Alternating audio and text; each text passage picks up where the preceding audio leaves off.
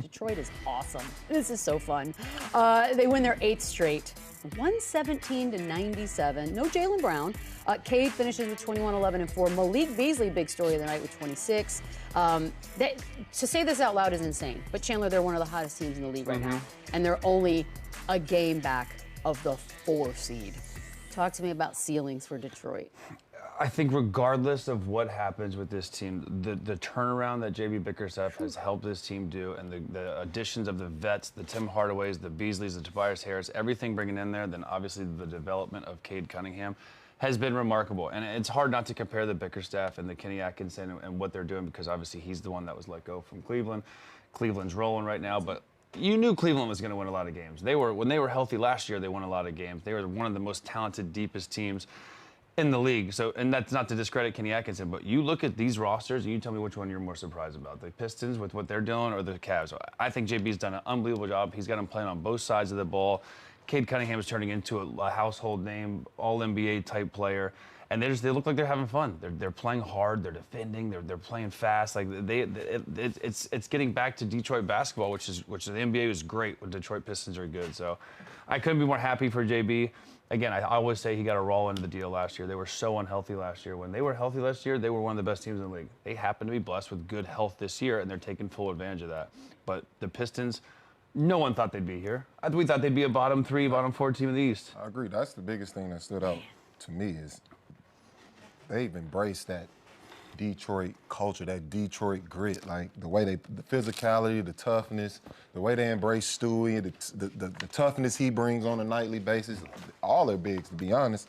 They stick together, they fight whoever. I love it. I love what these young guys are displaying. Obviously, they have great veterans in the locker room, and Tobias, and I don't have his name right now, but Tim Hardaway Jr., I'm sorry, but Malik Beasley, and I mean, let's talk about him as well. I mean, he had some struggling years here in LA. Yep. You know, he went to a better, I'm not gonna say a better situation, but a better situation for him individually. Yeah. He's playing lights out basketball, a candidate for 6th Man of the Year. So, you know, everything is flowing for this team right now. They're definitely in the right direction. But the biggest thing for me is I think they just embrace that Detroit culture. You can see the energy of the city is feeding onto this team and the way they display every night. They're a game out of the 4th seed, getting home court advantage. We thought they'd be a lottery team for sure. It's an insane season. And you bring up a good point. This is a blueprint for the Charlotte Hornets. Like, you have a young guy in Cade Cunningham, you surround him with veteran guys, you surround him with veteran leadership, and now look at you. You're in a position to be successful. If this playoff started today, you have a matchup with the New York Knicks. That would get a little choppy for them, but I actually might like them in that matchup. I do. Like, in a 7-game series, that'll be entertaining to watch. That'll be something to watch. But again, you put a bunch of veteran pieces around them, guys, they got something to prove, got chips on their shoulder. You send them out to Detroit, and you get good things out of it. Let's also not forget, this is without Jaden Ivey, who is probably going to win Most Improved Player as the top 3 of voting when he went down for the season. So this is another young asset they have that they are doing this without. Can we dissect facial expressions for a second? Little moment I'd like to show you guys in video form here. This is between Cade and Jayson Tatum. I want you to... Whoop. Now watch Tatum's face. There's almost... Wet floor sign. There's nothing there, ladies and gentlemen. Do we like the Tatum no expression versus the demonstrative, say, Lucas of the world? What are we doing? I mean, I just want to dissect it. I hate this. What are we doing? I actually love it. I think he's like an assassin. Can we leave this guy alone? Never, Boogie.